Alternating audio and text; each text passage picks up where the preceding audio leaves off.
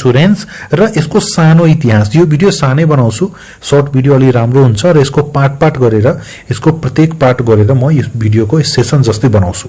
So सुरु गरौँ।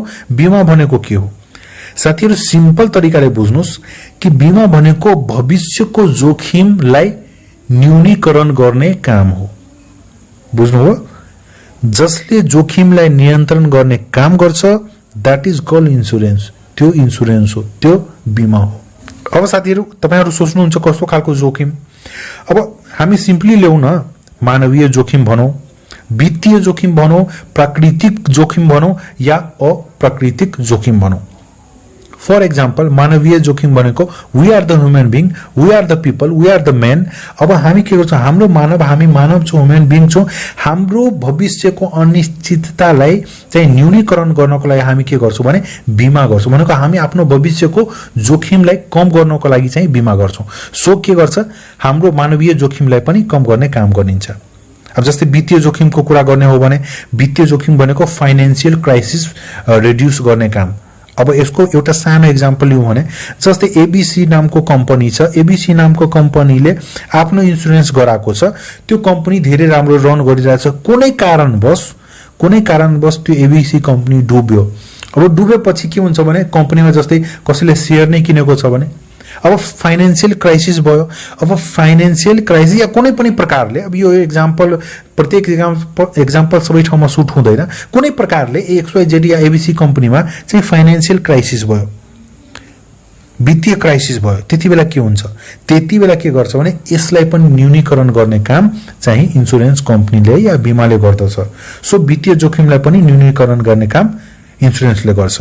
जस्तै अब प्राकृतिक जोखिम, अब प्राकृतिक जोखिमको काम या कुरा गर्ने हो भने जस्तै नेचुरल क्लाइमेटिज भयो, नेचुरल डिजास्टर्स जस्तै सोइल इरोजन, अर्थक्विक भयो, भोल्क्यानो बनेको जस्तै भूकम्प, आगो, बाढी, पहिरो, हुरी बतास इत्यादि भनेको यो सबै प्राकृतिक रूपले हामीले नचाहेर पनि भनौं एउटा एक प्रकारले भनौं न भगवानको कहर, त्यस्तो प्रकारको चाहिँ जोखिमबाट बच्नको लागि चाहिँ पनि चाहिँ बीमा गरिने गरिन्छ। अब जस्तै अहिले कोरोनाको समय छ। अब कोरोना बीमा पनि धेरै बैंक तथा वित्तीय संस्थाले ल्याएको छ। तपाई त्यहाँ पनि बुझ्न सक्नुहुन्छ भनेको यो पनि एउटा प्राकृतिक रूपले नै यो विपदा आएको छ। सो योमा एड गर्न सक्नुहुन्छ प्राकृतिक जोखिममा। जस्तै अप्राकृतिक जोखिमको कुरा गर्न हो भने जस्तै अब तपाई बस्नु भएको छ घरमा, करोडौंको सामान लाउनु भएछ, अब कोही चोर आएर गर्यो तपाईको सामानै चोरी गरेर गयो, त्यति बेला के गर्ने? त्यति बेला तपाई यदि त्यो प्रोडक्टको त्यो कुरोको चाहिँ इन्स्योरेन्स गराएको भए, त्यो सामानको चाहिँ तपाई बीमा गराएको भए त बीमा कम्पनीले त रिकभर दिन्छ नि। सो त्यो अप्राकृतिक जोखिममा यो कुरा पर्ने गर्छ। एउटा सिम्पल मैले भनेथे, हेर्नुस् एकचोटी म अझै सरल भन्छु। जोखिमलाई नियन्त्रण गर्ने कामलाई बीमा भनिन्छ। फ्युचर अनसर्टेनिटी भनेको भविष्यको अनिश्चिततालाई, त्यो जोखिम मानवीय जोखिम पनि हुन सक्छ, वित्तीय जोखिम पनि हुन सक्छ, प्राकृतिक जोखिम पनि हुन सक्छ जस्तै भूकम्प, आगो, बाढी, पहिरो, अप्राकृतिक जोखिम पनि हुन सक्छ। अब साथीहरु बीमाबाट व्यक्तिले सानो पुँजी बचत गरेर भविष्यमा आउने अनिश्चिततालाई न्यूनीकरण गर्न सकिन्छ। तपाईको आफ्नो भविष्यको अनसर्टेनिटीलाई चाहिँ तपाई रिड्युस गर्न सक्नुहुन्छ केही हदसम्म बीमा गराएपछि।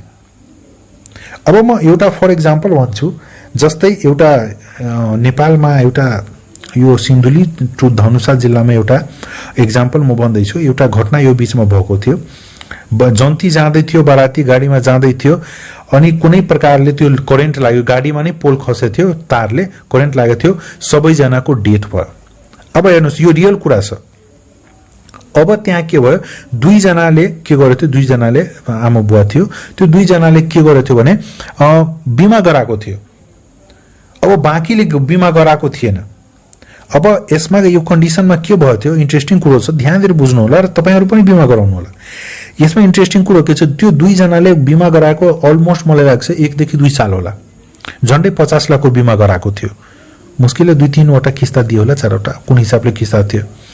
अब यहाँ के कन्डिसन के छ, अब यहाँ के भयो, अब त्यो दुईजना मरे बापत के भने उसको छोरो छोरीले हेर्नुस् फ्युचर मैले के भनेको थिएँ बीमा भनेको के हो फ्युचर अनसर्टेनिटीलाई रिड्युस गर्ने यानी न्यूनीकरण गर्ने काम गरिन्छ अब फ्युचर अनसर्टेन त्यो त मर्ने त गयो अब उसको छोरा छोरी त बिचल्ली नपरोस् त्यो कारणले के गर्यो उसले बीमा गराएको थियो अब त्यो 50 लाखको बीमा जुन गराएको थियो त्यो 50 लाख रुपैयाँ चाहिँ बीमा कम्पनीले उसको सन्तान यानी उसको छोरा छोरीलाई दिएको छ अब बुझ्नुस् अब बाँकीले गराएको थिएन उसले केही पनि पाएन ऊ त गयो मर्नलाई त गयो तर उसको छोरा छोरी पनि बिचल्लीमा पर्यो भनेको बीमाको धेरै किसिमको प्रकार हुन्छ त्यहाँ यदि हामी पार्ट 2 मा जाउँला पहिला हामी कन्सेप्ट बुझौं सो बीमाको विकास क्रमको कुरा गरौँ अब हेर्नुस् अब विद्वानहरुको तर्क छ विद्वानहरुको भनाइ छ उनीहरु पनि 100% स्योर छैन उनीहरुको तर्क अनुसार धेरै बुकमा रेफरेन्स लिएर र मैले यो कुरा लेखेछु उनीहरुको तर्क अनुसार ईसा पूर्व 4500 भनेको 4500 ईसा पूर्व मा नेबोलिनिया यानी ग्रीकमा नेबोलिनिया पर्छ भनेको नेबोलिनिया ग्रीक तथा रोमतिर रोमन सिभिलाइजेसन धेरै नै विकसित भनेको धेरै डेभलप कल्चरमा चाहिँ एउटा रोमन सिभिलाइजेसन पनि आउँछ त्यो रोमतिर छ अब के भयो त्यो भने कि विद्वानहरुको तर्क अनुसार विद्वानहरुको भनाइ अनुसार कि 4500 ईसा पूर्वमा नेबोलिनिया ग्रीक तथा रोमतिर बीमाको प्रचलन चाहिँ भएको पाइन्छ भएको अब सिम्पली एउटा डाटाको कुरा गरौँ एउटा डेटा म तपाईलाई भन्छु एउटा धेरै इन्ट्रेस्टिङ कहानी पनि भन्छु र तपाईको माइन्डमा पसिनै हाल्छ यो कुरा एकदम हेर्नुस् सन् 1513 मा सन् 1513 मा के भयो बेलायतका 16 जना व्यक्तिहरुले 16 जस्तै हामी त्यो भन्छ नि गाउँघरमा समूह खोल्छ नि समूहमा पैसा जम्मा गर्यो जसलाई जरुरी छ उले लियो सर्टेन उले इन्ट्रेस्ट दिन्छ त्यस्तै समूहमा उनीहरुले एउटा बीमा कम्पनी जस्तै मानौ न एक्ज्याक्टली त्यति बेला आधुनिकीकरण भएको थिएन त्यति बेला एक्ज्याक्ट हामी बीमा पनि नभनौ तर कन्सेप्ट बुझौं सन् 1513 मा बेलायतका 16 व्यक्तिहरुले एउटा समूह मिली व्यक्तिहरुको एउटा समूह मिली चाहिँ विलियम गिबोन्स नामको एउटा व्यक्तिको बीमा गरेको थियो 16 जना व्यक्तिहरुले चाहिँ 1513 मा चाहिँ विलियम गिबोन्स नामको एउटा व्यक्तिको पहिलो चोटी बीमा गरेको पाइन्छ यो रेकर्ड छ भनेको तथ्याङ्क अनुसार अब त्यो बीमा कति सालको गरेको थियो 1 सालको यानी 12 मन्थ अब 1 सालको बीमा गरेको छ यदि त्यो बीचमा तपाईलाई केही भयो भने बीमा कम्पनीको काम के हो फ्युचर अनसर्टेनिटीलाई हेर्ने हो चाहिँ तपाईको जोखिमलाई नियन्त्रण गर्ने हो अब त्यो मान्छेको मृत्यु भयो 11 महिनामै विलियम गिबोन्स नामको व्यक्ति थियो त्यसको मृत्यु भयो अब त्यो समूहलाई चाहिँ भुक्तानी गर्नु पर्यो थियो त्यति पैसा भनेको जति बराबरकोले बीमा गर्छ त्यति बराबरको भुक्तानी गर्नु परेको थियो अब हामी आफ्नो देश नेपालको कुरा गरौँ हेर्नुस् नेपालमा चाहिँ बीमाको सुरुवात अफिसियल तरिकाले अनअफिसियल त व्यक्तिगत सुरक्षा चाहिँ भविष्यको सुरक्षा त हामी धेरै कुराले गर्छौं एक प्रकारले त्यसलाई कन्सेप्ट अवधारणा मान्ने हो भने त्यो पनि एक प्रकारले बीमै हो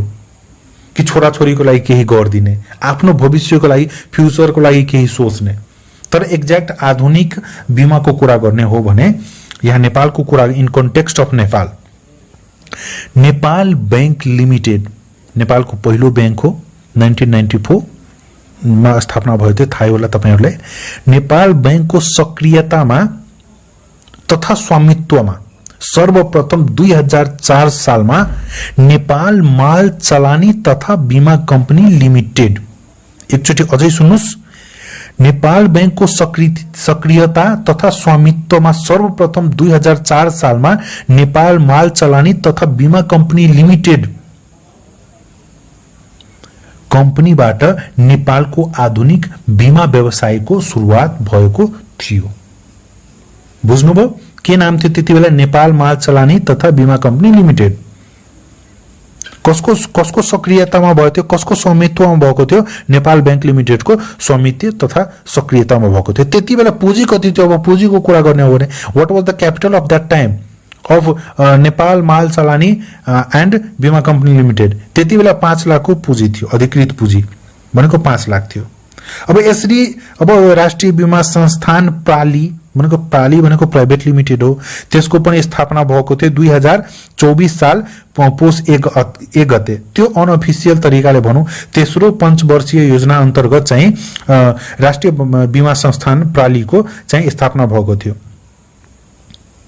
अब एउटा अझै कुरा म तपाईलाई भन्न चाहन्छु, जस्तै अब नेपालमा पहिला यो बीमाहरूको सुरुवात भन्दा पहिला भारतीय बीमा कम्पनीहरूको बोलबाला थियो र धेरै हदसम्म भारतीय बीमा कम्पनीहरूले नेपालमा राज गरेको थियो बीमा गरेर, किनभने नेपालमा त्यस्तो कुनै अफिसियल तरिकाको थिएन, बीमा या सेक्युरिटी त्यति राम्रो तरिकाले प्रदान गरेको थिएन। त्यो भएर भारतीय बीमा कम्पनीहरूले यहाँ चाहिँ वर्चस्व चाहिँ देखाएको थियो। अब हेर्नुस् 2024 साल पौष 1 गते राष्ट्रिय बीमा संस्थान प्रालीको मैले कुरा गरेछु। त्यसपछि के भयो, 2025 सालमा राष्ट्रिय बीमा ऐन ल्यायो। अब ऐन कसले ल्याउँछ? गभर्नमेन्टले ल्याउँछ अभियसली। अब 2025 सालमा राष्ट्रिय बीमा ऐन आयो। त्यसपछि 2025 साल पौष 1 गते राष्ट्रिय बीमा संस्थानको स्थापना भयो। भनेको राष्ट्रिय बीमा संस्थान जुन प्राली थियो नि, त्यहाँबाट परिणत भएर डाइरेक्ट 2025 साल पौष 1 गते राष्ट्रिय बीमा संस्थानमा परिणत हुन गयो। यति थियो साथीहरु, एकदम सिम्पल भिडियो मैले बनाएको थिएँ।